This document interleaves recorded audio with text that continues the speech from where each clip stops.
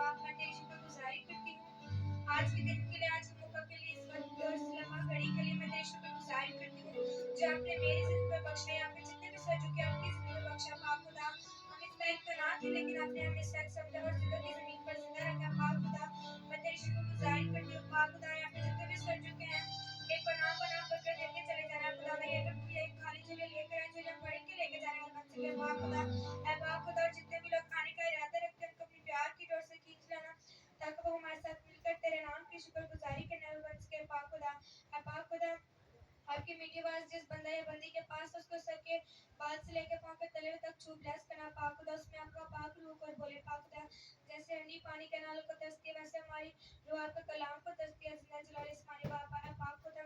हम पाक खुदा मैं अपने लिए दुआ करती हूँ मेरे साथ ना पाक खुदा। हम तो गुनाहगार निकम्मे लेकिन आप हमें इस लायक समझते हैं और अपनी हजूरी में आने का मौका बख्शते हैं पाक खुदा। मैं आपकी शुक्रगुजारी करती हूँ पाक खुदा।